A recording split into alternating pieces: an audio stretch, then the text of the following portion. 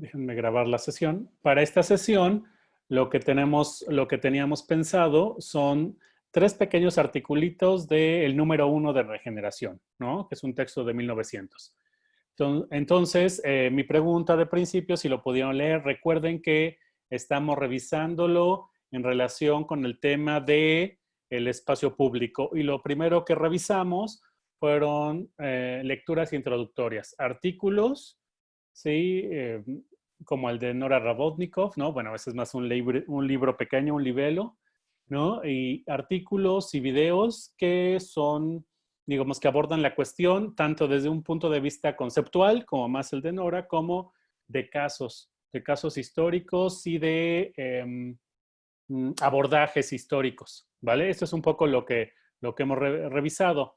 Ya me comentaron por redes sociales eh, que digamos que llegamos al punto, ¿no? Del curso donde no se entiende exactamente hacia dónde vamos, ¿vale? No, no es propiamente un problema, ¿vale? Es parte de, digamos, después de varios años dando clases, uno se da cuenta, ¿no? Dando clases de filosofía, se da cuenta uno que los procesos didácticos y de enseñanza dentro de la filosofía tienen como, eh, voy a decirlo así, como etapas, ¿no? Entonces, hay una etapa al principio donde todo el mundo está entusiasmado, ¿no? Entusiasta con los temas que se van a abordar, les parece muy interesante, se quedan en la clase y luego hay un momento, ¿no?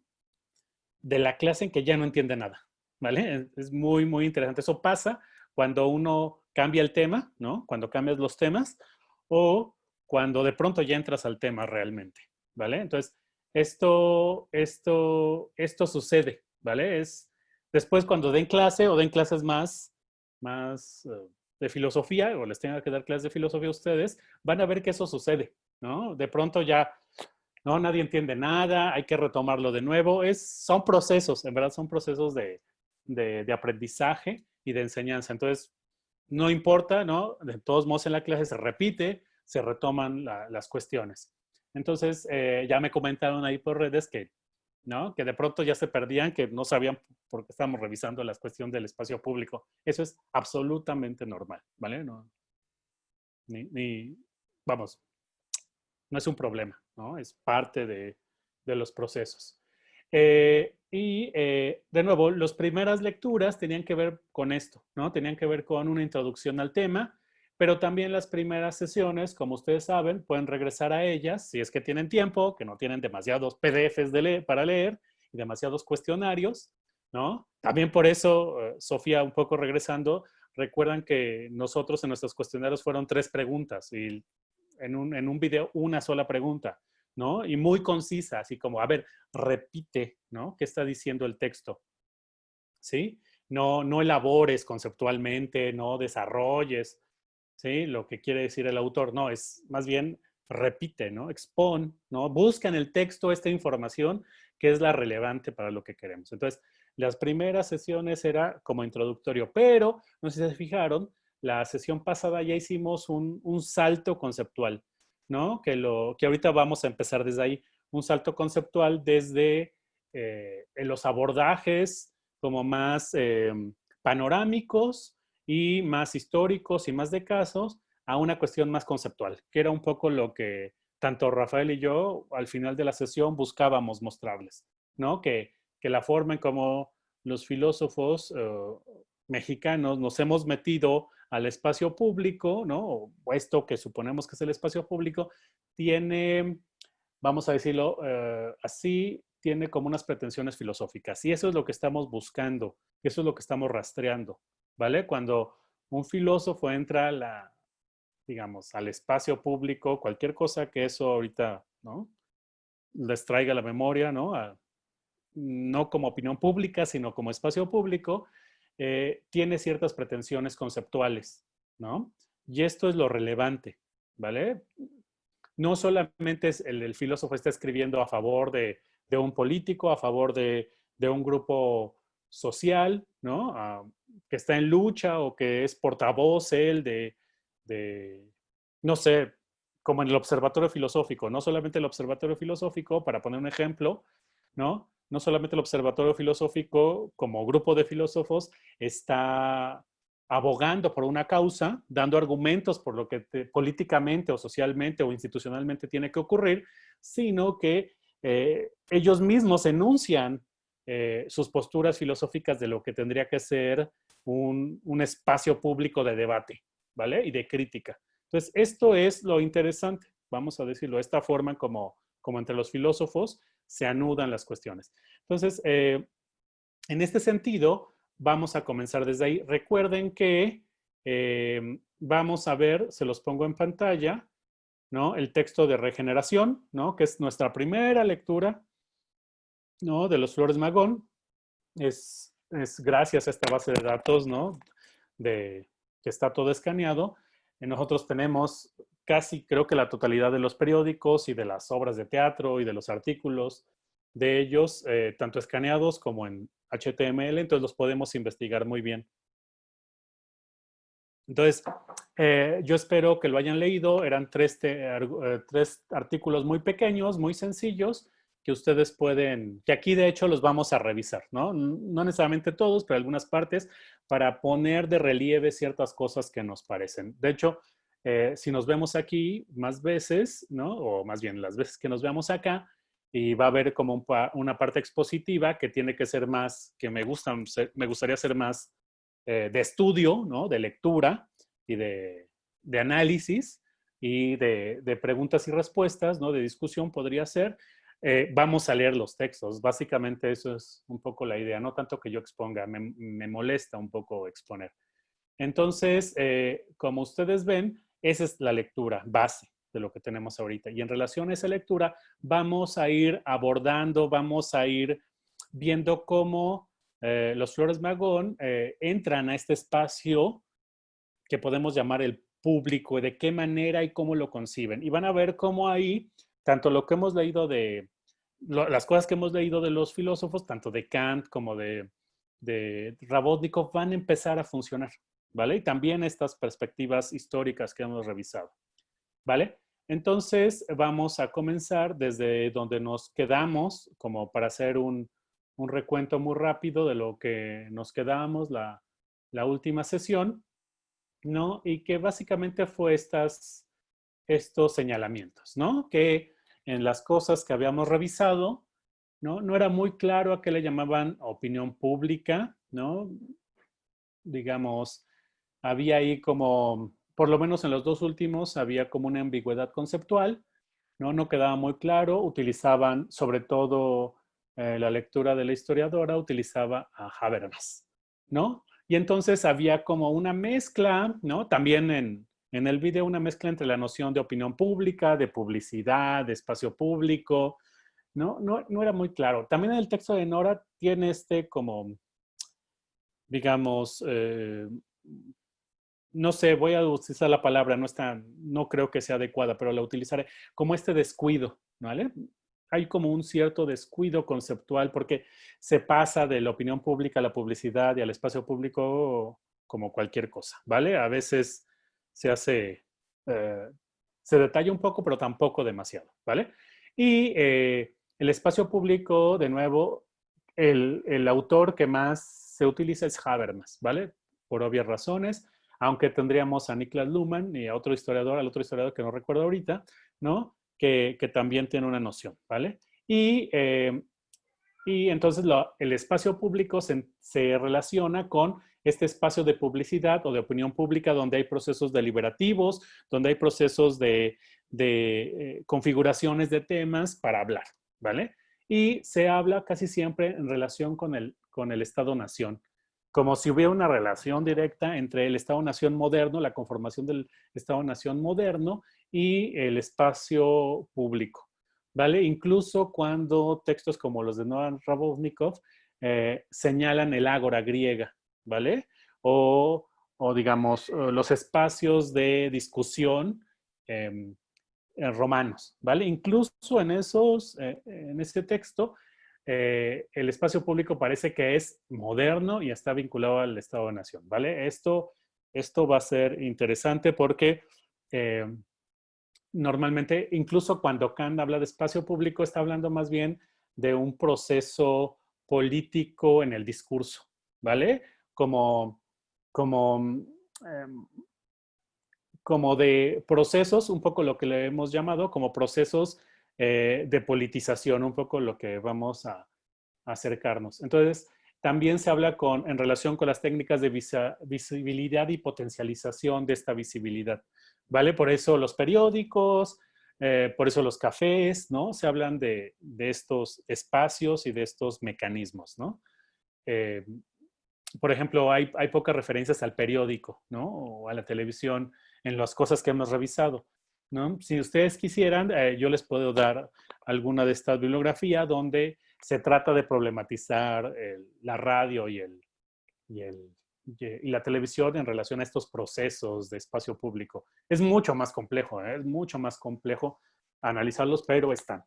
¿Vale? Y por lo tanto, como las tecnologías de visibilidad y de potencialización van por el periódico y por los cafés, ¿no? Por la publicación, es otra forma de entenderlo, ¿no? Por las técnicas de publicación, se habla como en términos de técnicas de escritura y de imagen, ¿vale?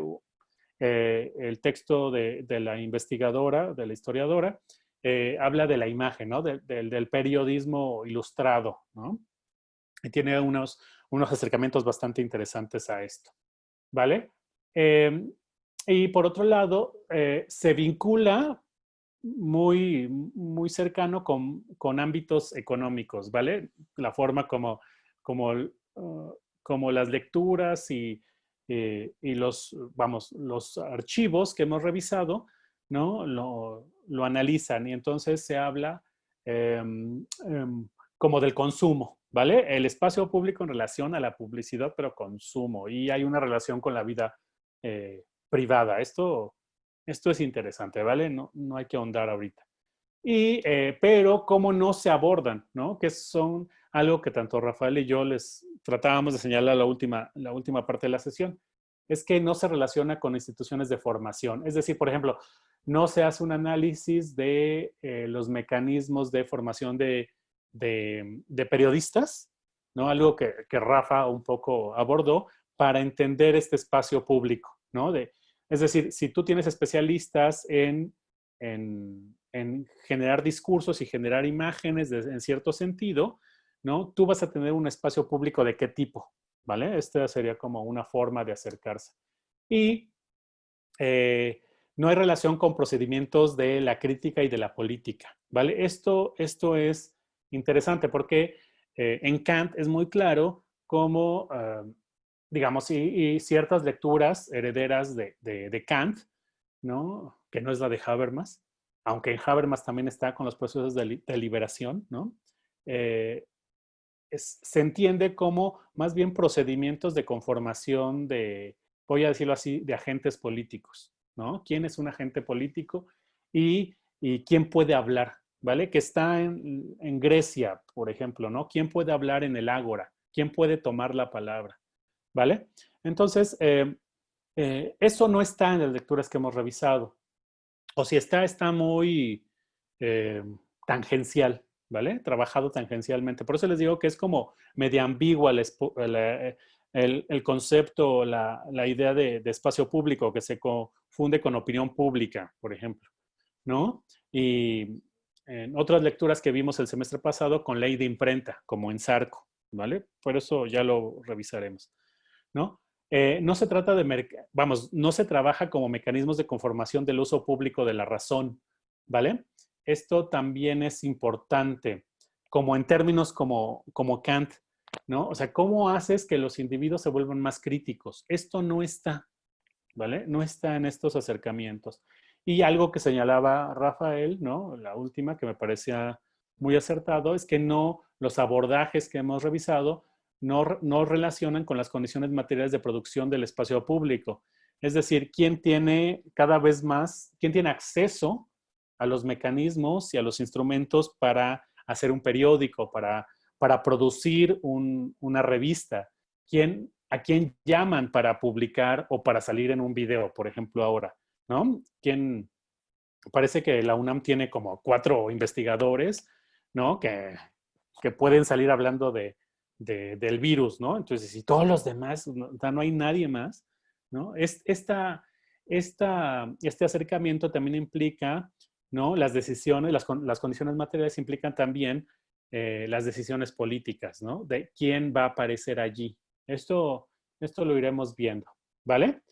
Entonces, hasta ahorita no sé si alguno o alguna de ustedes tiene alguna pregunta sobre este acercamiento, ¿vale? Como verán, no es un acercamiento histórico, no nos importa propiamente eso, ¿no? Nos importa más cómo los filósofos entran al espacio público y qué concepción tienen de ello, ¿vale? Entonces, esto es lo que nos interesa. Entonces, no sé si alguna de ustedes tenga alguna pregunta o algún comentario respecto a esto. Digo, se pueden en verdad hacer preguntas ¿no? De que no entienden y, bueno, explíqueme más esto o aborde más aquello, ¿vale? O trate de, de elaborar alguna de estas cuestiones, ¿vale? Si ninguna de ustedes tiene algo que comentar, pasemos a la lectura, ¿vale? La lectura cuidadosa, ¿sí? Que es lo que quisiera yo eh, hacer con ustedes. ¿Alguien tiene alguna pregunta? Si no, vamos con la lectura.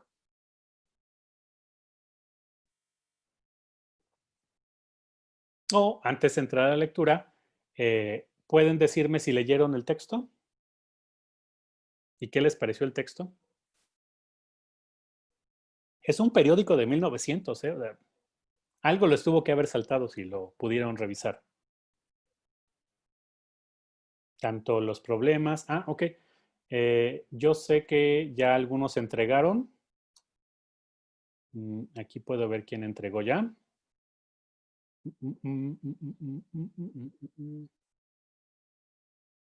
Aquí está. Han entregado 4. Eso me da mucha alegría. Emiliano, Luis Enrique, JM Ávila, a José María, ¿sí? Y Jorge Luis Jiménez Reyes. ¿Vale? Ah, ok. También les iba a mostrar que ustedes ya tienen los lineamientos, ¿vale? Supongo que pudieron ver los lineamientos, los puse desde el fin de semana pasado, ¿no? Y están aquí los lineamientos básicos, ¿no? De la entrega del reporte, ¿vale? Emiliano, ¿quisieras compartir algo? Vi que entregaste o José María, ¿vale?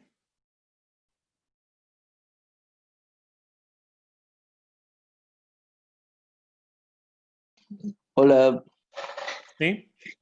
a mí me salta un poco de que, am, que los magonistas se llamaban como anarquistas, se hacían llamar anarquistas, pero tienen como mucha confianza en el Estado-nación, ¿no?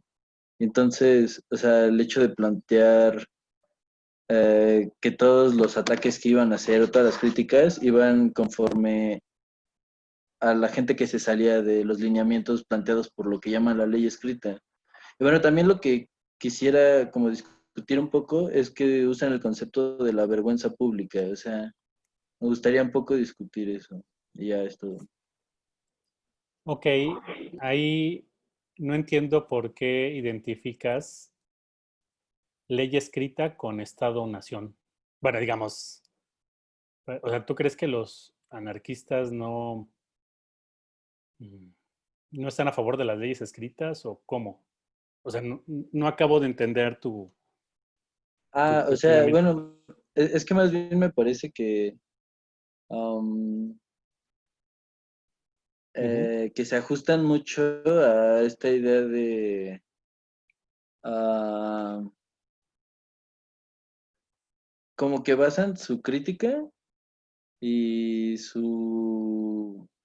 como su movimiento y los fundamentos de toda su producción en hacerlo a favor de, o sea, es que más bien era como discutir lo de la ley escrita, pero a mí me suena mucho a la Constitución, a los códigos penales, a todas estas academias, a todas estas instituciones, ¿no? Más bien es eso.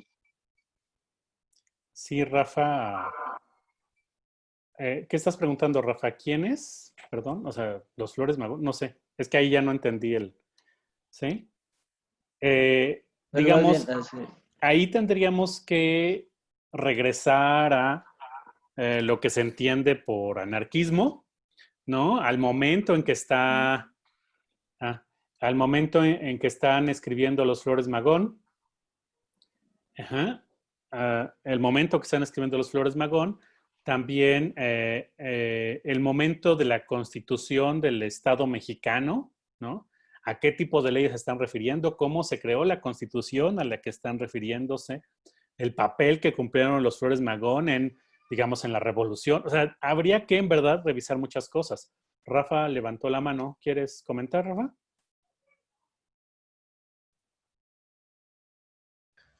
Sí, de entrada, eh, tenemos esta idea de asociación de los flores con el anarquismo y está bastante, hay buenas, pero no es militante de un determinado movimiento, digamos. O sea, aquí todavía no entran en contacto con organizaciones anarquistas duras.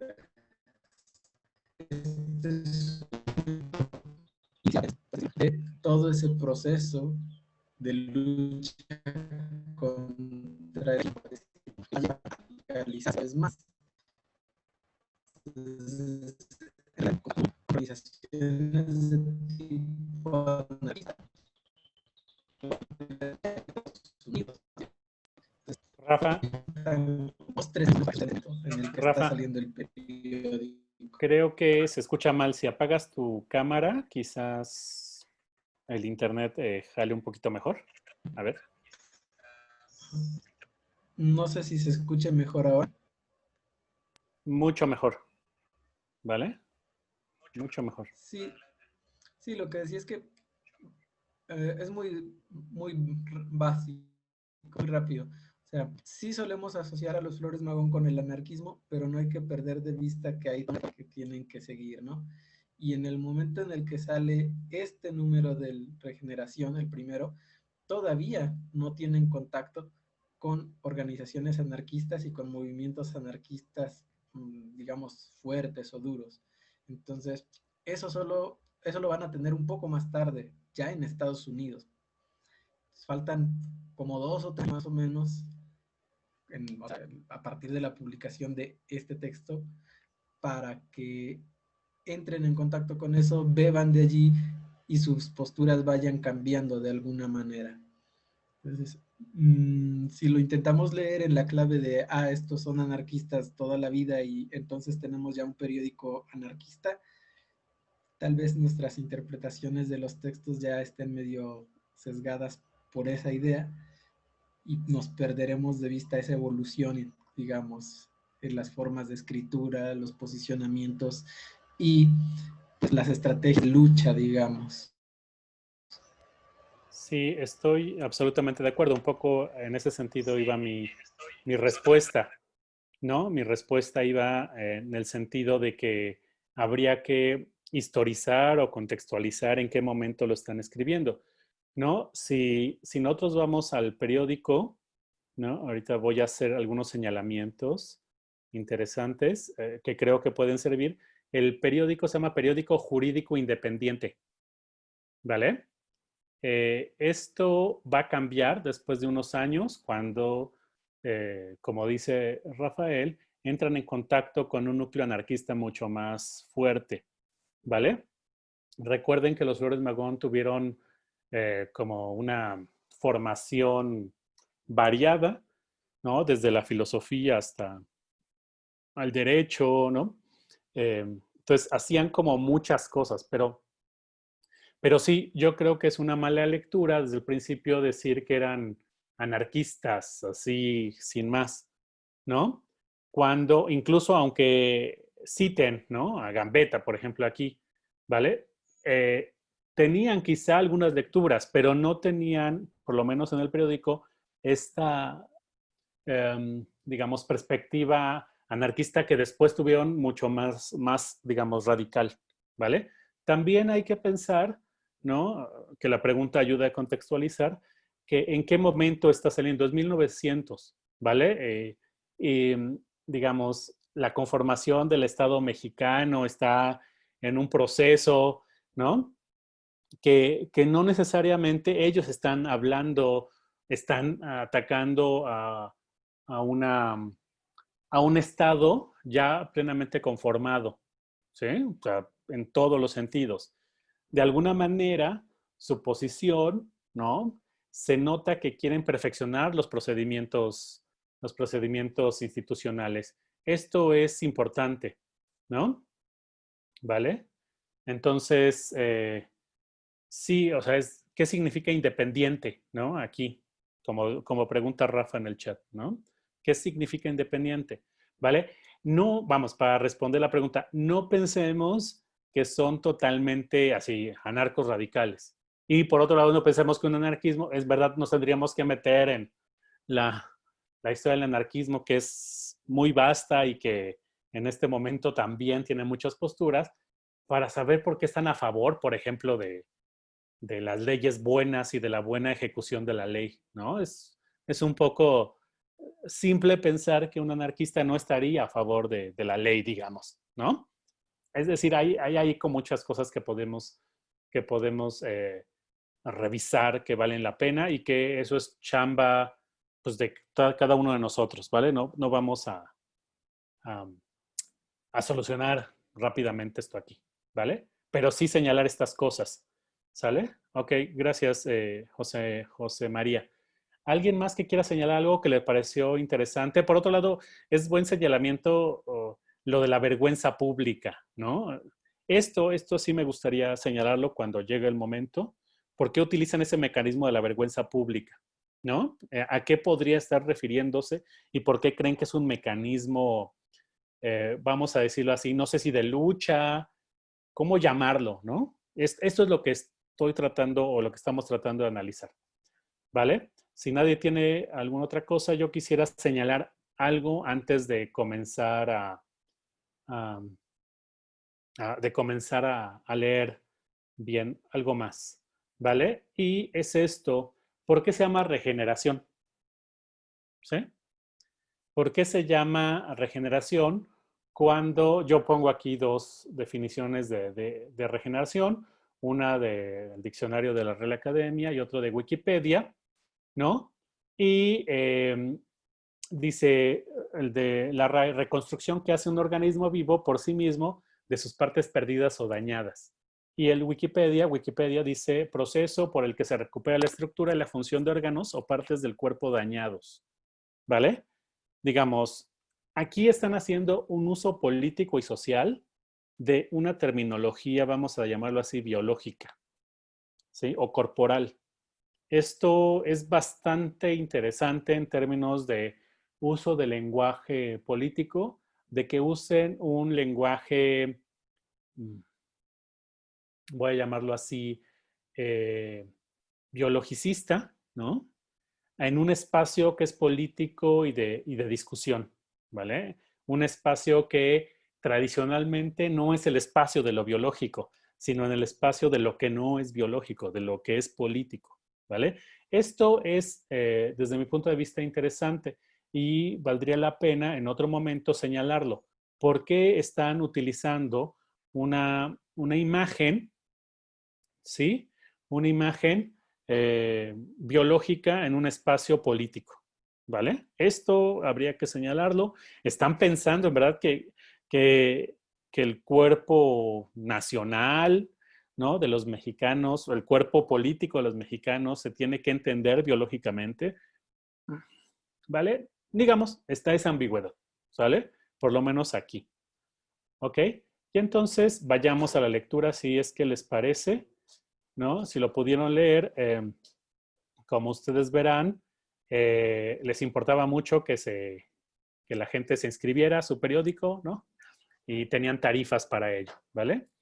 De nuevo, es de 1900, esto vale la pena. Y si se fijan aquí, tienen una afirmación del artículo 7º de la Constitución. ¿De qué Constitución están hablando? Es la libertad de imprenta. Dice, la libertad de imprenta no tiene más límites que el respeto a la vida privada, a la moral y a la Constitución Pública. ¿A qué Constitución se están refiriendo? ¿Sí?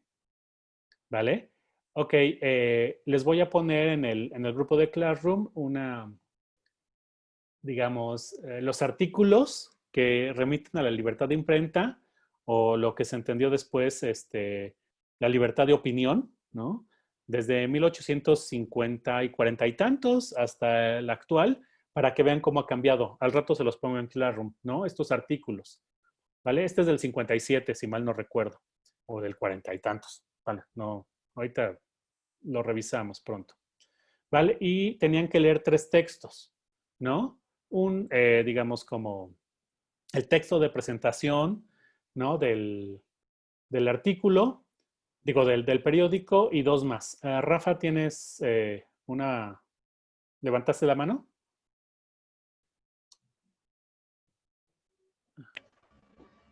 Sí, eran 2 notas muy breves que tienen que ver con esto de el interés en el que se suscribiera a las personas al periódico. O sea, cuando decía eso, si alguien se preguntó qué quería decir eso de independiente, era porque tiene que ver con esto de materiales en el sentido amplio del periodismo. Cuando un periódico decía que era independiente, o sea, Regeneración no fue el único en hacerlo, lo que estaba anunciando no tenía su presión del gobierno. Había otros periódicos que sí la tenían, entonces esos no dependían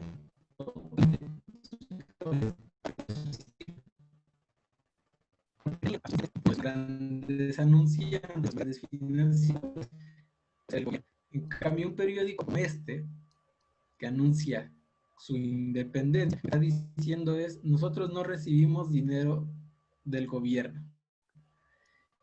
En términos de qué requieres para mantenerte publicando, porque un periódico así sí depende fundamentalmente de los suscriptores.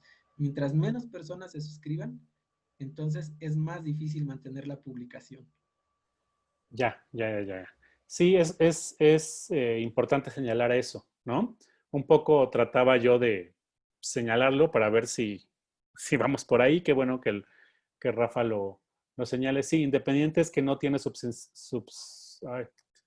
que no tiene dinero del gobierno, ¿vale? Entonces, por eso tiene que vivir de las suscripciones, ¿vale? Entonces, esto es importante y tiene que ver con la libertad de imprenta. Aquí hay un punto que vale la pena una u otra vez señalarlo. Los Flores Magón tenían imprentas. La libertad de imprenta, digamos, a diferencia de la libertad de opinión, como ahora lo conocemos, la libertad de imprenta implica que tú puedas tener una imprenta, o sea, que tú puedas tener las condiciones materiales, los artefactos para publicar lo que quisieras, ¿sale? No es que tú tengas el derecho a decir lo que tú quieras, como nosotros ahora lo entendemos, ¿vale? Sino que tú tengas una imprenta. La libertad de imprenta es poder tener una imprenta. ¿Se entiende? Esa es una diferencia muy grande entre cómo están escribiendo los Flores Magón y cómo nosotros ahora entendemos la libertad de opinión. ¿Sí? Es estas condiciones materiales, ¿vale? Poco a poco eso va a ir desapareciendo. De hecho, por eso cuando los censuraban a ellos, los censuraban no callándoles la boca, como se dice ahora en esta imagen, sino quitándoles su imprenta. Tenían las suscripciones, ¿no? Los suscriptores, eso, ¿no? Quienes se suscribían, ¿no? Tenían, ¿por qué pagaban? No pagaban por un sueldo de quienes escribieran, ¿sale? Pagaban para mantener las herramientas de trabajo, voy a decirlo así, las herramientas de producir periódicos. Esto tiene que ser importante. Si nosotros lo comparamos con ahora, ¿sale? Díganme, vamos, también hay que pensar, digamos, cuando ustedes les pregunten, ok, ¿qué filósofo está fuera de la academia? Pónganles como ejemplo los Flores Magón, ¿vale? Y la filosofía, ¿qué hace fuera de la academia? Pues ahí están los Flores Magón, ¿sale? Son filósofos, ¿no? Tienen alcance filosófico, elaboran cuestiones filosóficas, ¿no? En sus textos, pero al mismo tiempo tienen los mecanismos de reproducción de sus ideas, ¿sí? No son como nosotros en la academia, que tú tienes libertad de cátedra, pero la libertad de cátedra se entiende como que en la clase yo puedo decir de alguna manera lo que yo quiera en términos críticos, ¿vale? Pero no tengo la posibilidad de tener una imprenta o de tener medios de producción de ideas, ¿sí? Sino que mis ideas tienen que pasar por un tamiz académico, institucional e incluso editorial, ¿sí? Para que se puedan publicar. De hecho, esa es un poco la pregunta también, bueno, el acercamiento de Rafa en algún momento, ¿no? ¿Quién va a publicar digamos, en La Razón? ¿Quién va a publicar en Reforma? En términos, ¿qué filósofo va ahí? Fíjense quién lo hace, quiénes lo hacen, ¿vale? Esto es importante porque implica, ¿no? Que unos tienen los medios de reproducir sus ideas y otros no, ¿sí? Esto es importante. Este señalamiento es relevante porque el espacio público también implica eso, ¿sale? Implica estas condiciones en las que se reproduce y de las herramientas con las que se reproducen los discursos y las ideas, voy a decirlo así, ¿vale? Entonces, la libertad de imprenta y por qué necesitaban suscripciones, ¿no? Es porque necesitaban mantener sus medios de producción y reproducción de ideas, ¿sale? Y la libertad de imprenta en la Constitución implicaba eso, ¿vale? Entonces, si quieren, si no tienen alguna otra pregunta respecto a esto, vayamos, ¿no? A la lectura. Y vamos a la lectura cuidadosa, ¿no? Sobre todo de este primer texto y de los otros solamente señalamos algo, que también hay cosas importantes, ¿vale? Esto es como la presentación del periódico y dice, este periódico es el producto de una convicción dolorosa. Esto es maravilloso, la forma como se presenta, de una convicción dolorosa, ¿vale? Cualquier cosa que quieran señalar, ¿vale? Por favor, levanten la mano o tomen la palabra, ¿vale? En el discurso pronunciado en la sesión solemne del 9 del pasado marzo, al reanudarse las sesiones de la Academia Central Mexicana de Jurisprudencia y Legislación, decía sabiamente el señor licenciado Don Luis, fíjense, señor licenciado Don Luis Méndez, cuando la justicia se corrompe, cuando alguna vez las causas se deciden más por convicciones extrañas o extrañas a la ley que por la ley misma, ¿qué corresponderá hacer a los que ejercen la noble profesión del postulante o a los que velan por intereses que no tienen más garantía para su vida y desarrollo que una honrada administración de justicia? ¿No deberíamos todos, llegado el caso, constituir en el acto un grupo firme como una muralla para resistir injustos ataques o vigorosos como una falange griega para atacar injustas resistencias? Si se fijan, están entrando con un discurso, ¿vale? O sea, están entrando con un discurso, voy a decirlo así, ahorita vamos a pasar a eso, es un discurso retórico, ¿vale? Es un discurso de un sabio, ¿no? De un abogado, de un académico, ¿no? Preguntando qué se tiene que hacer en una circunstancia, ¿vale? Esto es interesante porque es un tipo de discurso retórico, como comienza, ¿vale? Ahorita voy a tratar de señalar ciertas cosas que están interesantes y el cambio de lo jurídico a arma de confrontación que Regeneración se va a volver después. Tal como se encuentra, con muy honrosas excepciones, la Administración de Justicia de la República, esa falange griega de la que habla el ilustre abogado, se estrellaría como se han estrellado todas nuestras energías al protestar contra la venalidad de algunos funcionarios, consiguiendo tan solo persecuciones injustas o las injustas resistencias de que habla el señor Méndez. Nosotros no tenemos la pretensión de constituir una falange. Vean cómo se presentan ellos. No quieren hacer la guerra. Una falange, digamos, es una técnica de guerra griega, ¿vale? Es poner los soldados, vamos, ustedes han visto películas griegas o romanas donde los soldados se ponen uno al otro, ¿no? Para recibir o atacar, ¿vale? Esa es la falange. Nosotros no tenemos la pretensión de constituir una falange, pero nuestro vigor juvenil y nuestro patriotismo, ¿cómo se presentan? Jóvenes y patriotas. Nos inducen a buscar un remedio y el efecto, señalar, denunciar todos aquellos actos de los funcionarios judiciales que no se acomoden a los preceptos de la ley escrita, para que la vergüenza pública haga con ellos la justicia que se merecen. Fíjense, ellos quieren señalar y denunciar, ¿vale? ¿Qué quieren señalar y denunciar? ¿Vale? Todos aquellos actos de los funcionarios, ¿sí?, que no se acomoden a la ley y a la justicia, ¿vale? Aquí hay una diferencia también que es bastante compleja entre la ley y la justicia, pero, ¿no? Aquello que no se acomode al menos a los preceptos de la ley escrita, ellos lo van a denunciar y señalar. ¿Para qué? Para que se genere una vergüenza pública, ¿vale? ¿De qué están hablando? O sea, vamos, no sé si a ustedes les parece, muchas veces cuando los estudiantes de la facultad ponen post en redes sociales, hacen un poco esto, quieren denunciar, ¿no? Y señalar a los funcionarios, ya sea de la facultad o de cualquiera. ¿Para qué? Para que la gente se entere. ¿Pero para qué quieren que se entere? Para que se modifique la práctica, ¿sí? Es un tipo de discurso bastante interesante, porque ¿dónde lo vamos a encontrar? En discursos retóricos, ¿vale? Lo que están usando los Flores Magón para escribir sus periódicos son discursos retóricos. No están utilizando un discurso lógico, un discurso argumentativo, ¿no? En términos de, digamos, lógicos de principio, ¿no? Pero no están tampoco aportando pruebas, ¿sí?, de lo que están afirmando. Están tratando de generar efectos, ¿sí? Y al momento de tratar de generar efectos, ¿en quiénes? En la opinión pública o en el espacio público, ¿sí? ¿Qué es lo que quieren generar? La vergüenza de que ciertos funcionarios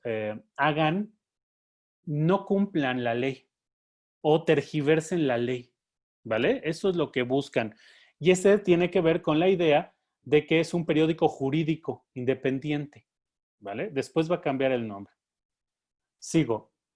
Habría otro remedio. Para que los intereses de los litigantes, actores o reos tengan una garantía, la ley señala los casos en que hay lugar a exigir responsabilidades a los jueces. Pero solo una vez, parece mentira, en el reciente asunto 10 de Bonilla, se declaró haber lugar a exigir responsabilidades, aunque no se ha concluido la substanciación del procedimiento, necesitándose que la Suprema Corte de Justicia de la Nación, con toda su autoridad y peso, considerase que los hechos cometidos por el juez 1 o el juez primero correccional Winstano Velázquez ameritaban la consignación del referido juez al Tribunal Superior de Justicia del Distrito Federal a fin de que procediera en su contra con arreglo a derecho por los delitos de que aparecía responsable, como le exige la justicia, la convicción social y el prestigio de la autoridad. Si se fijan, están hablando como abogados. No están hablando en términos políticos o sociales. Esto va a ser muy importante porque en los periódicos que vamos a ver posteriores van a encontrar que cambian el tipo de discurso, ¿no? Pero cambian el tipo de discurso retórico, ¿sí? Pasan de un tipo de discurso jurídico a un tipo de discurso de otro tipo, ¿vale? Deliberativo. Vamos a ver ahorita este tipo de discursos. La Suprema Corte honradamente aquí está, denunció los hechos que ameritaban un castigo para Velázquez. Denuncia que no hizo antes el agente del Ministerio Público adscrito al Juzgado Primero Correccional. En cambio, como grotesca antítesis a la declaración de la Suprema Corte, aparece el pedimento del Procurador de Justicia del Distrito Federal al Jurado de Responsabilidades, pedimento de que nos ocupamos en otra parte y que es solo un borrón para los anales del Ministerio Público en México.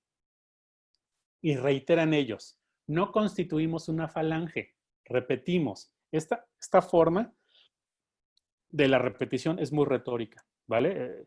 Está en la forma como les enseñan a los abogados, ¿vale?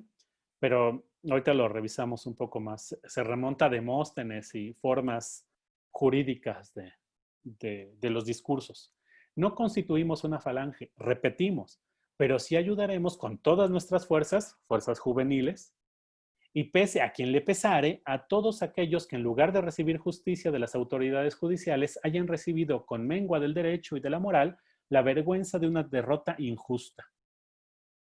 Por eso, por estos motivos, vamos a ser públicos, van a ser públicos la vergüenza pública y van a ser públicos los actos de las autoridades judiciales.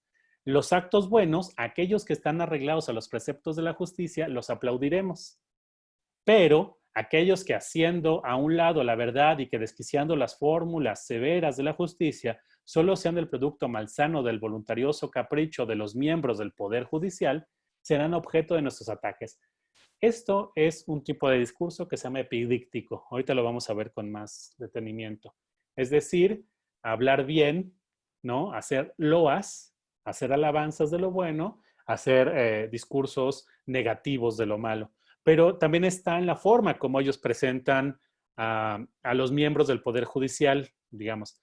Es decir, utilicen sus caprichos, ¿sí? Ellos de alguna manera están postulando que quien hace mal uso de la ley lo hace por capricho, ¿vale? Esto tiene que quedar muy claro, por lo menos en este texto y en estos textos primeros.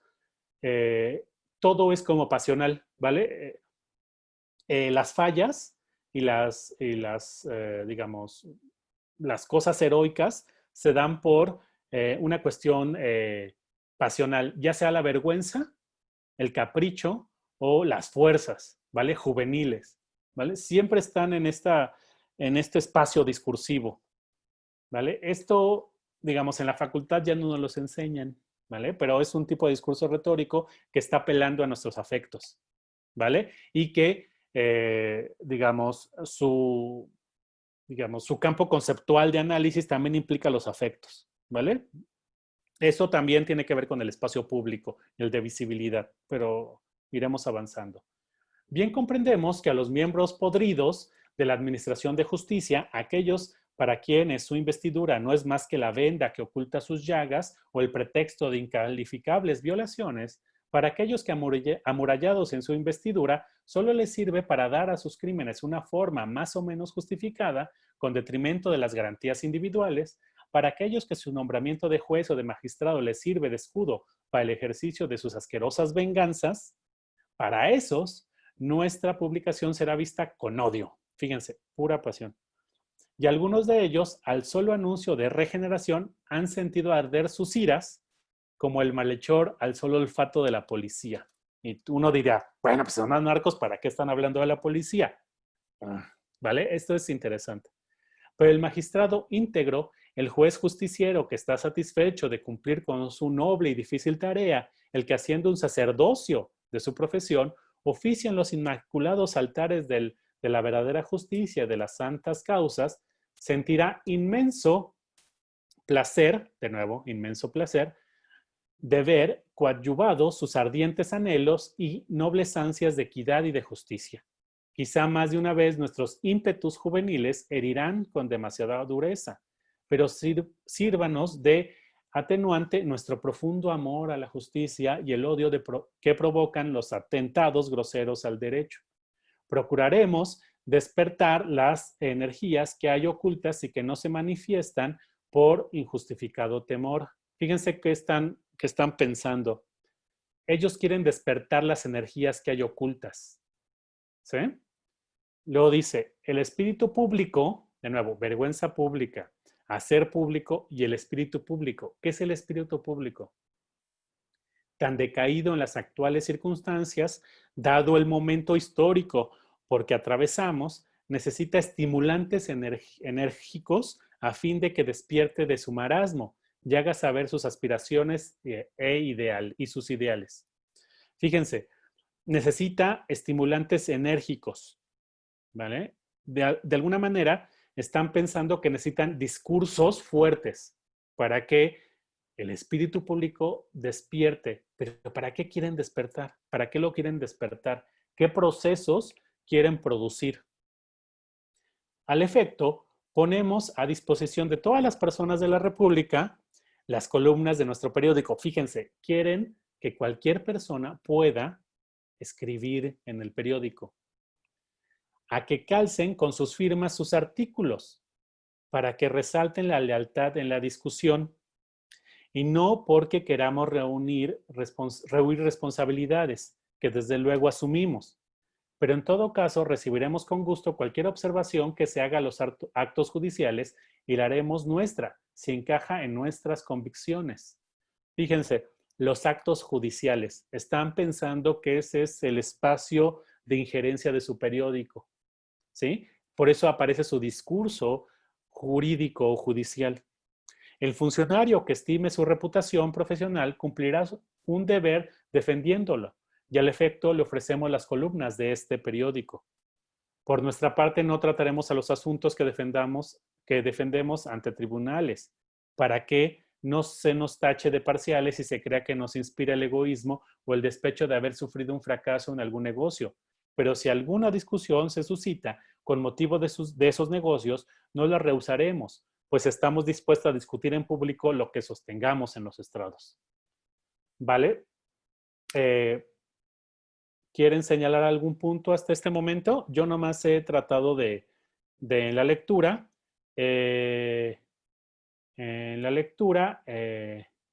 y, y podemos discutir aquí. Dice Rafa que se traba un poco. ¿Se les trabó? ¿No? Ok. Quizá eres tú, Rafa. Ahí, el internet de tu cámara. Ok, dice Sofía tampoco que no. ¿Vale? Ok.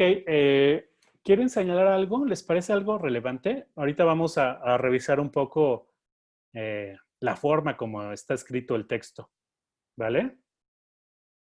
La forma como está escrito el texto, que es muy relevante, y las pretensiones que tiene en este momento.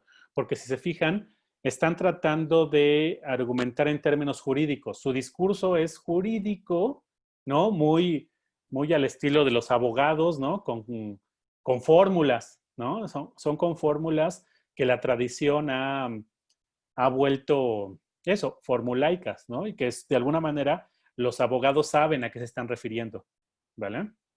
Porque remiten a procedimientos y a técnicas ya establecidas en los juzgados.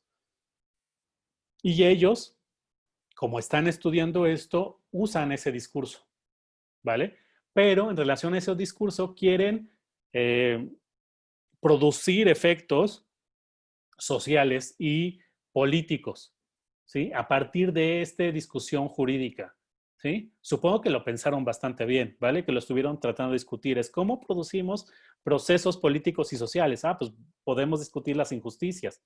¿Dónde? Donde es mucho más claro que pasan y donde tenemos más pruebas, para decirlo de alguna manera, ¿vale? ¿Alguien quiere señalar algo de esta lectura?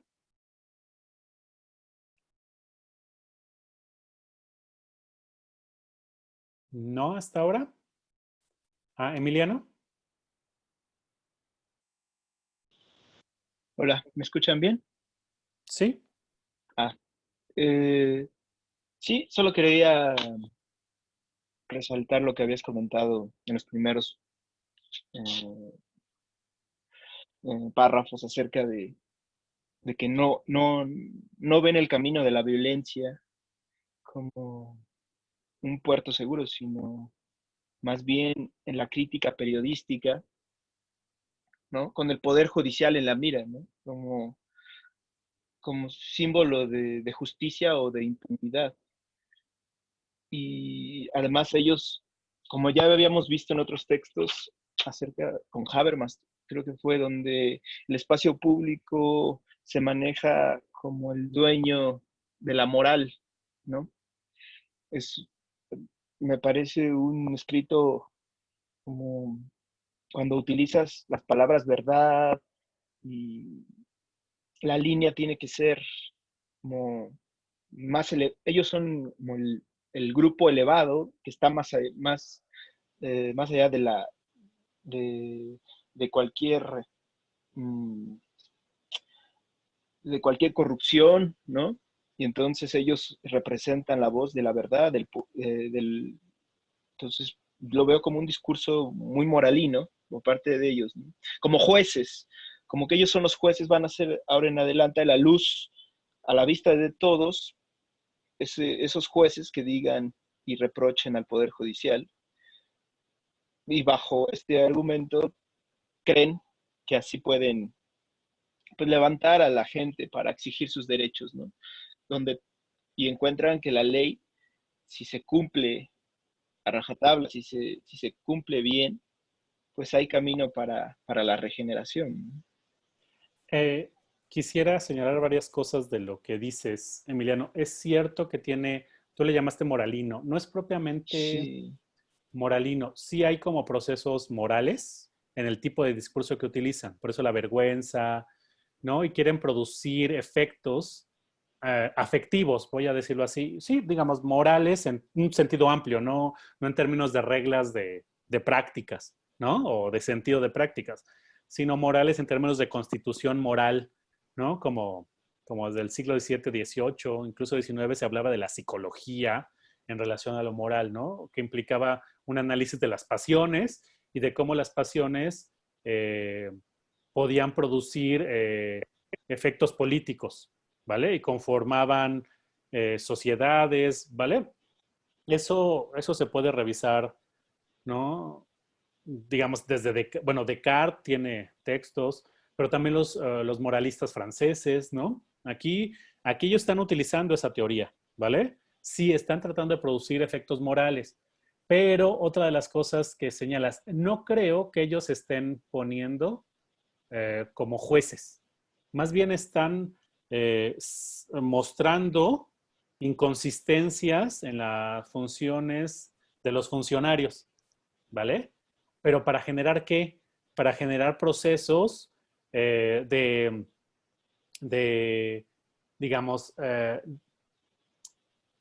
eso sí, como de procesos de enjuiciamiento, ¿no? Procesos de enjuiciamiento, pero no enjuiciamiento como de vamos a, a matar a los jueces, ¿no? No están tratando de proponer revueltas, digamos, de principio, ¿no? Por lo menos en el texto no, sino de generar un espacio público donde el espíritu público pueda valorar, ¿vale? Pueda valorar y por lo tanto exigir, ¿sí? ¿Vale? Exigir que se cumpla las leyes tal como la Constitución o como debería llevarse a cabo, ¿sí? Porque digamos, a ver, si tú lees un manifiesto de las guerrillas ahora o de los grupos organizados, ¿vale? De manifestantes, ellos no van a utilizar una retórica de este tipo, ¿sí? Van a decir, vivimos en pobreza, el gobierno es malo, ¿no? El capitalismo es malo, la economía es mala, ¿sí? Los estados nos han sojuzgado, ¿sí? Nos matan, hay mucha violencia. Vamos, si te fijas, o sea, si tú confrontas cualquier manifiesto, incluso de los zapatistas, ¿no? Con este periodismo, con este artículo periodístico de los Flores Magón, vas a encontrar que ellos no dicen, ah, mira, sufrimos mucha violencia, hay mucha pobreza en el país, ¿no? Están utilizando otro mecanismo discursivo y están tratando de producir otros efectos, ¿vale? Ok, ¿cómo nos podríamos acercar a esto? Esto es un poco lo que eh, quiero mostrarles para qué nos pueden servir las lecturas que hicimos. ¿Recuerdan la de este texto, ¿no? De Cultura y Poder, el papel de la prensa, ¿no? En la conformación de México. ¿Recuerdan estos dos modelos de Elías Palti, ¿no? Que la investigadora señala, ¿no? El modelo jurídico y el modelo proselitista, ¿vale? Si nosotros nos acercáramos desde esta categorización, podríamos pensar que el texto de Flores Magón es un modelo jurídico de la opinión pública o del periodismo, en donde, ¿no? La opinión pública es concebido como un tribunal de opinión neutral que tras evaluar la evidencia disponible y contrastar los distintos argumentos en pugna, accede idealmente a la verdad del caso. Vamos, los Flores Magón, por lo menos en este texto y en los textos que siguen estos dos, están tratando de están mostrando el caso, ¿sale? El caso es, mira, aquí se faltó a la ley, aquí también, ¿vale? Y lo que quieren mostrar, los que quieren producir, es un efecto, vamos a llamarlo así, de enjuiciamiento, de que la colectividad o el espíritu público diga, ah, pues sí está mal, por favor, exigimos que eso cambie, ¿vale? Por eso les decía un poco lo que cualquier post de alumno de la facultad que es militante y que trata de mostrar las fallas de la institución, ¿sí? Ya sea racismo, ya sea clasismo, ya sea jerarquías, ya sea violencia institucional, ¿sí? Todo lo que quieren hacer es denunciar públicamente un mal funcionamiento de la institución para producir un enjuiciamiento de la opinión pública, ¿vale? Creo que esto queda bastante cercano a lo que están haciendo los Flores Magón. Estamos utilizando este modelo jurídico, ¿vale? Porque hay, recuerdan el otro modelo que se llama el proselitista, es en el que la opinión pública, lo estoy leyendo, se constituía como un campo de intervención y espacio de interacción de argumentaciones. La prensa se empleaba como arma política y el periodismo constituía un modo de discutir y al mismo tiempo de hacer política. La prensa periódica buscaba constituir la opinión pública. Esto, digamos, lo vamos a ver más en los periódicos, desde mi punto de vista, en los periódicos de regeneración posteriores, ¿no? Un poco lo que decía Rafa, de 2, 3, 4 años posteriores, ahí de alguna manera el periódico va a empezar a tener otros sentidos para los Flores Magón, pero de principio tiene como este sentido, digamos, de litigio, ¿sí? De tratar de producir un efecto sensible, ¿vale? Por el tipo de discurso que está utilizando. ¿Vale? Ok, de nuevo, si ustedes les preguntan, a ver, un filósofo que haya hecho fuera de la academia, ahí tienen los Flores Magón, ¿vale? ¿Tenemos que utilizar la lógica para argumentar? No, ahí está la retórica, ¿vale? ¿Tenemos que escribir papers? No, pueden escribir ese tipo de artículos, ¿vale? No es la única manera como se puede hacer, pero ahí tienen un ejemplo muy claro y muy fuerte, ¿vale? Y relevante históricamente, ¿sí? Ok, ahora quisiera mostrarles esta cuestión que está en los Flores Magón, que tiene que ver más bien con su tipo de discurso, ¿no? Que está en mi presentación. Normalmente voy a utilizar 3 preguntas, ¿no? 3 preguntas para tratar de guiar la cuestión, ¿vale? Y las preguntas van a ser qué se discuten los artículos, cómo se discuten los artículos y cuál es su objetivo, ¿vale?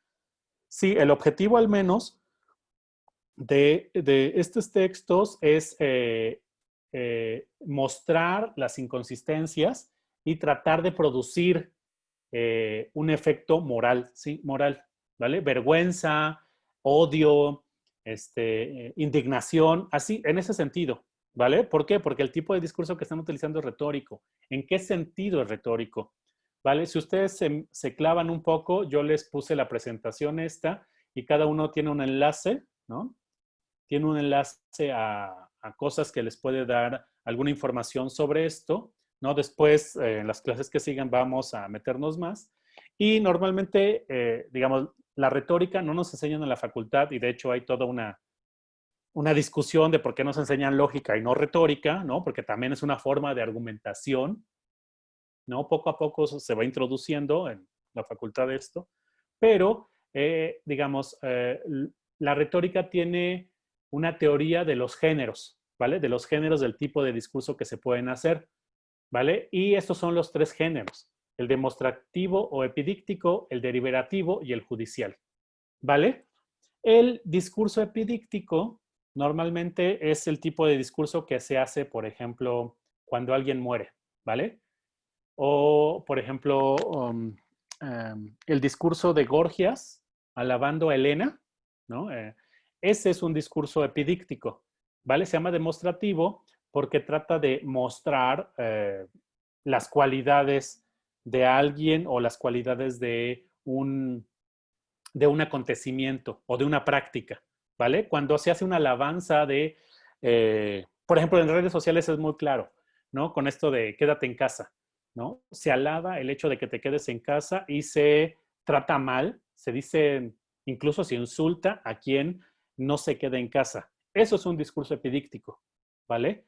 Busca promover una práctica, promover un tipo de individuación y atacar un tipo de individuación, un tipo de práctica, ¿vale? Entonces, es un discurso de alabanza o de, digamos, denigración, ¿vale?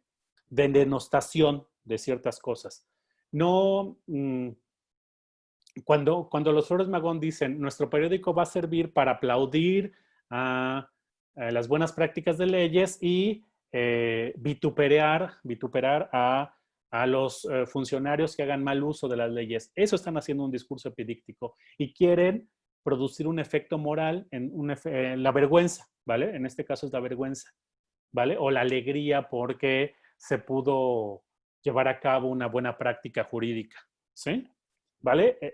Eso están en ese texto, pero también están ejerciendo un discurso judicial, ¿vale? Los discursos judiciales en retórica tienen que ver con la justicia, ¿vale?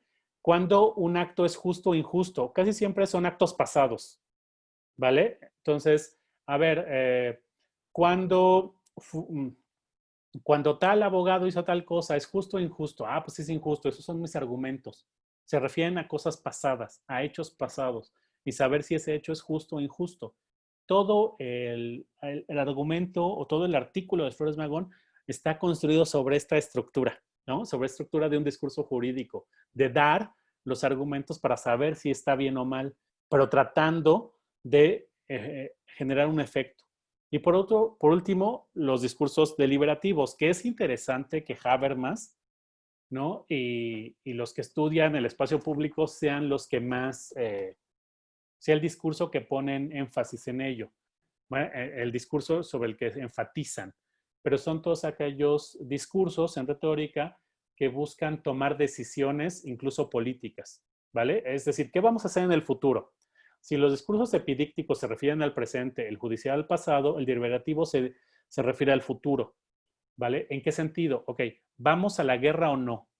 ¿Sí? ¿Nos levantamos en armas o no? Cuando ellos dicen, nosotros no constituimos una falange, están haciendo un uso deliberativo del discurso retórico, ¿vale? Ellos conocen muy bien estas técnicas por lo que se ve, ¿sí? No están, digamos, no es un manifiesto, ¿no? Un manifiesto como nos levantamos en armas porque hemos sufrido miles de años o cientos de años de represión y de violencia. O ahora salimos a las calles porque no tenemos agua, porque el mal gobierno, ¿sí? No son ese tipo de discursos, ¿sí? Que son manifiestos, ¿sí? Manifiestos de un grupo que busca confrontarse políticamente con una autoridad o con otros grupos. Aquí están tratando de promover procesos, ¿sí? Tanto deliberativos como de toma de decisiones, como de valoraciones, ¿sí? En este sentido, hacen alabanzas. De alguna manera, este texto se parece no tanto en Plotino Rodacanati, ¿no? En los textos de Plotino Rodacanati vemos mucho más la figura del sermón, pero estará bien que ustedes echaran un ojo, ahí está un enlace, a la figura del sermón. Como el sermón lo que busca también es generar un efecto moral en quien escucha. El moral no en términos, de nuevo, de reglas, ¿no? O de preceptos de cómo se tiene que actuar, ¿no? Sino en términos de afectivos, ¿no? De bueno o malo, pero en términos de placer y displacer, ¿vale? Y sobre todo el treno, ¿no? Que el treno es un discurso, vamos a de duelo, ¿vale? Están los griegos sobre todo, pero esto lo pueden ustedes revisar aquí, ¿vale? En ese sentido, los textos de los Flores Magón están en esa tradición, en una tradición retórica, ¿no? Donde están utilizando estos géneros discursivos para producir efectos, ¿sí? Políticos y morales, ¿sí? De nuevo, si ustedes dicen, a ver, díganme un filósofo que haya hecho algo en términos políticos, ahí tienen un filósofo mexicano, unos filósofos mexicanos que han trabajado esto. ¿Vale? ¿Alguna pregunta hasta aquí? ¿No?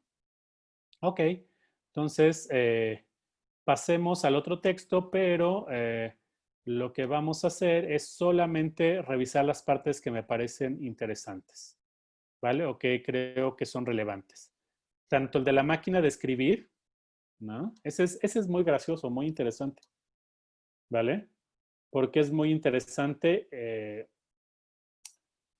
por la cuestión técnica, ¿sí? El uso de la máquina de escribir o el uso de caligrafía al momento de hacer, digamos, las circulares, ¿no? De las actuaciones judiciales. ¿Cuál es la discusión? ¿Vale? Que no hay ley que diga que se tenga que usar la máquina o no de escribir para las actuaciones judiciales, ¿vale? Y lo interesante es que estén discutiendo una, un aparato, ¿no? Un aparato en relación con la práctica jurídica. ¿Por qué es interesante? Porque es una discusión, de nuevo, sobre la técnica jurídica, ¿no? Y sobre un instrumento al interior de esta técnica jurídica que a ellos les interesa por la imprenta. ¿Eh? De nuevo, el espacio público es un espacio tecnológico, ¿sí? Porque solamente en un espacio tecnológico se puede potencializar la visibilización de cosas. Y ellos tienen que discutir el uso de una máquina para la práctica jurídica. Y entonces, si ustedes no saben a qué le llaman palomares, bueno, la caligrafía de palomares les puse un enlace que se refiere a una caligrafía creada en el siglo XVIII, ¿vale? Y la discusión es, para ellos es absurda, ¿vale? Porque cierto juzgado exige que se hagan las actuaciones judiciales con una caligrafía del siglo XVIII. Y entonces, bueno, pues ya tenemos máquina de escribir, ¿vale? Esto es interesante, ¿vale? Y por último, la parte de la instrucción pública. Si se fijan, como subtítulo tiene abatimiento moral del profesionista. Y toda la discusión es, eh, podemos llamarlo así, la hipotiposis, la conformación de la imagen de una persona, ¿no? De un profesionista que está llorando, que está triste, está melancólico por la forma en cómo se instruye a los abogados en ese momento, ¿vale? De nuevo, uno diría, bueno, pero esto ¿por qué tendría que ser un artículo periodístico? ¿Sí? ¿Por qué un artículo periodístico? Vamos, ni siquiera es un artículo de revista para nosotros, ¿sí? Es un discurso moral, ¿sí? Esto es bien interesante, porque lo que están tratando de discutir o, digamos, construir es una reprimenda moral a la institución educativa de los abogados.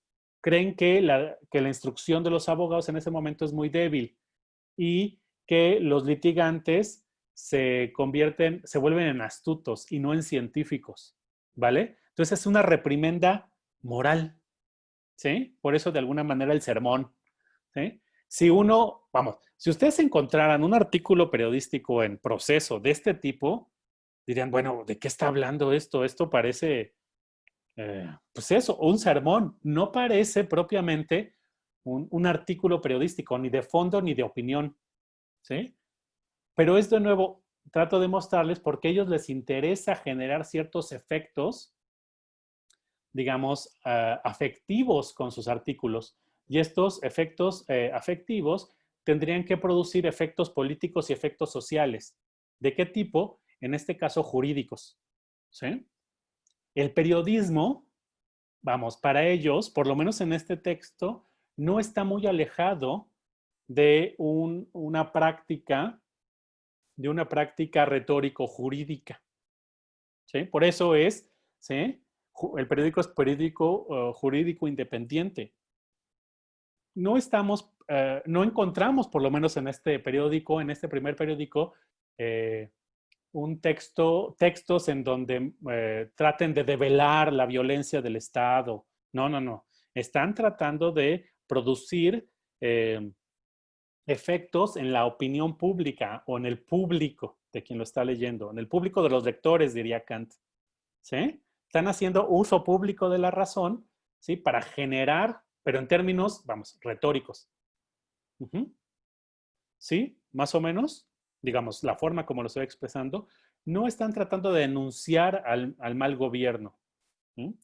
Están tratando de generar efectos moralizantes de eh, de señalar faltas, ¿sí? Que causen y producir vergüenza. Vamos, voy a repetir esto una otra vez, ¿sí? Porque creo que es importante, y es importante para lo que sigue, lo que vamos a leer de los Flores Magón.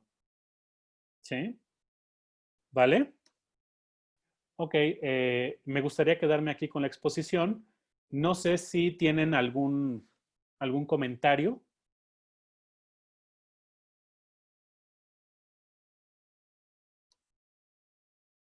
Emiliano.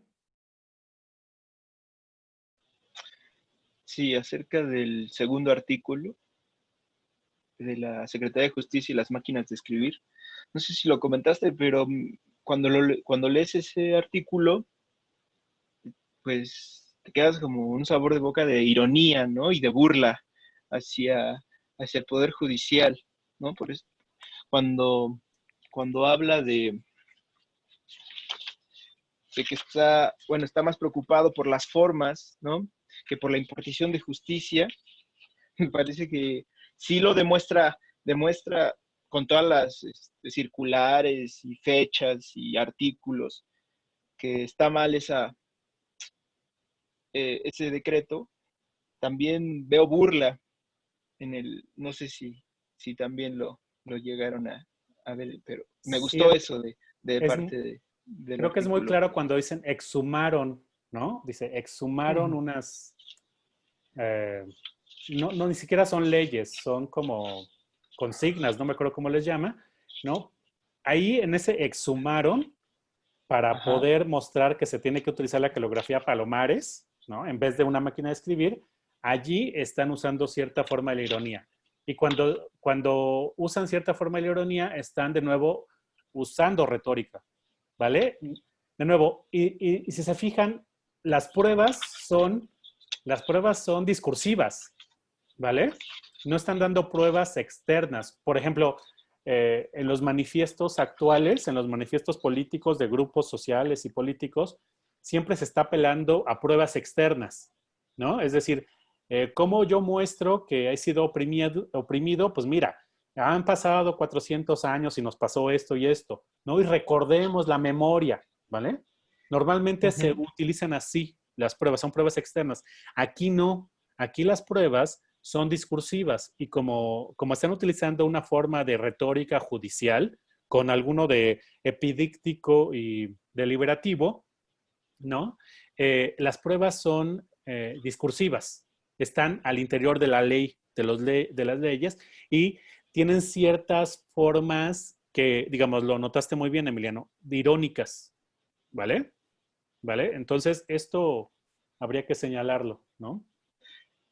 Sí, y bueno, finalmente en el tercero, en la instrucción pública, Uh -huh. cita nuevamente a Luis Méndez, que es el de la Falange. A lo mejor era un Profesor. abogado muy respetado, ¿no? Un Profesor. profesor para ellos respetado. Sí, eso no lo he investigado, ¿eh? Estaría bien investigarlo, ¿Quién? Sí, porque a hay ver muchas referencias quién era. históricas, ¿no? Que Sí, se nos van, exacto. porque también estamos buscando otras cosas ahí, ¿no? Ujú. Digamos que un poco para, como para ir redondeando esto, fíjense cómo los Flores Magón, por lo menos en este texto y en esta época del periódico Regeneración, están utilizando una forma de discurso retórico, jurídico retórico, para generar procesos, ¿sí? Tanto deliberativos como de vituperio, digamos, en esto que llaman el espíritu público. No es muy claro qué es el espíritu público y no es muy claro qué están tratando de generar. Vale, no es como un manifiesto de grupos de la guerrilla, ¿no? Que lo que buscan es generar un shock, ¿no? Mostrar la verdad para que se generen procesos de revuelta, ¿vale? ¿Sí? Aquí no Y, es muy claro. ujú. Están tratando de generar procesos, de nuevo, de toma de decisiones, de deliberaciones, de valoraciones en términos afectivos. ¿Emiliano? Y sí, y bueno, en este último artículo yo noté como un tipo de nostalgia cuando pues ven que el abogado no está bien, tienen esa debilidad en la instrucción, pero al final deja como un leve golpecito que me parece que ya está reflejando las intenciones de que algo pasa con el gobierno, que cuando se pregunta, ¿será que acaso alguno de los otros poderes se inmiscuye demasiado en las funciones del Poder Judicial? O sea, dice sí que es falta de instrucción, que no salen bien preparados, pero al final dice, bueno, puede ser también que el Poder Judicial no actúe correctamente porque hay alguien que está interviniendo, ¿no? Y habla de poderes, ¿no? Que, aparte de los conocimientos, ¿no? Sí, si Eso se que... fijan, son textos muy ricos, aunque son muy cortos, Sí, digamos, no somos historiadores tampoco, ¿no? O sea, no es nuestro trabajo utilizarlo como documento histórico, ¿no? Que remite a una época o como quieran usar la metodología que se quiera usar. Pero sí nos interesa ver cómo están buscando intervenir esto que hemos llamado espacio público. De otra manera, decirlo es cómo están utilizando la crítica, ¿no? Algo que sí nos caracteriza como filósofos es el uso de la crítica, el uso público de la razón. Entonces, en ese sentido, ver cómo lo están haciendo. Y de nuevo, es señalar estos mecanismos, estas técnicas retóricas, pero también tanto cómo lo llevan a cabo, pero cómo lo conciben. Aquí, en verdad, yo por lo menos, no creo que estén buscando un alzamiento político, generar procesos políticos en la comunidad, ¿no? O digamos, el modelo proselitista, un poco como para utilizarlo de Palti, ¿no? Ok. ¿Alguien más que quisiera señalar algo?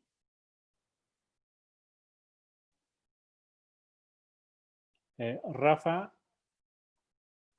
por chat, sí. Si se corta mucho. Rafa, levantaste la mano. Gracias. Sí, espero que no se corte tanto ahora. Eh, una cosa que creo que vale la pena apuntar es cómo el recurso a esta forma de, digamos, pensamiento jurídico puede o pudo llegar a influir en el proceso de su reflexión. Intentaré una especie de analogía. O sea, vean, por ejemplo, el caso de Marx. El Marx joven, el que escribe, por ejemplo, los manuscritos del 44, como recurso metodológico, por así decirlo, ¿qué es lo que hace? Toma los textos de los economistas políticos, ¿no? De los grandes clásicos. ¿Y qué hace? Parece que está diciendo, bueno, vamos a asumir que estos, pues, nos están diciendo la neta, ¿no? Entonces, a partir de ese recurso, digamos, metodológico de vamos a tomarnos en serio esto, ¿qué pasa? Empieza a descubrir, por ejemplo, las conexiones que hay entre lo que dicen los economistas que él estudia y lo que es observable en la realidad a la que él se enfrenta, ¿no? O sea, las contradicciones, digamos, entre las teorías y lo que de hecho son contradicciones internas al discurso mismo de estos economistas. Y por otro lado, empieza a ver cosas como cuáles son los supuestos bajo los que están operando estas teorías. Los supuestos que son fundamentales, pero que no se acaban de declarar de manera explícita. ¿Y qué tan sólidos son esos supuestos? Y a partir de eso realiza toda una crítica de aquello. Aquí parece que el punto de partida es un poquito parecido. Estamos en el acto de decir, vamos a tomar las leyes, vamos a tomar el sistema legal y vamos a partir de ahí a hacer análisis de qué pasa. Y entonces vean cómo está analizando, por ejemplo, las contradicciones que hay entre lo que dice la ley y lo que de hecho sucede. Cómo es que hay cosas que la ley establece que deben hacerse de cierta forma y no se cumplen. Cómo es que empieza también a encontrar contradicciones o tensiones entre distintos discursos legales, entre las formas en que actúa un determinado tribunal y las maneras en que sentencian otros. Y parece que eso es lo que en algún momento nos va a llevar a decir, bueno, pues sí, o sea, esta forma parece que está agotada, ¿no? O sea, si nos enfrentamos a esto, si nos tomamos la ley en serio, lo único que vamos a ver es que pues no se cumple. Y es lo que acaba al parecer llevándolo a radicalizarse más. O sea, no solo porque no se cumpla de hecho, sino porque parece que es imposible que se cumpla y por otras cosas.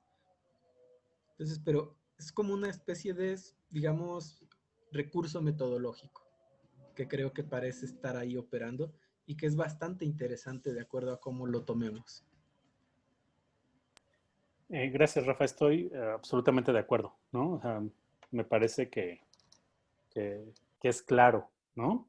Y que sí, digamos, si tomamos eso, podríamos entender cómo se radicalizan y cómo cambian, digamos, un poco lo que he tratado de señalar, cómo cambian de este discurso jurídico moralizante de valoración del ejercicio de las leyes a después vamos a encontrar un discurso más político, de denuncia, de enfrentamiento hacia formas de exclusión y de violencia, ¿no?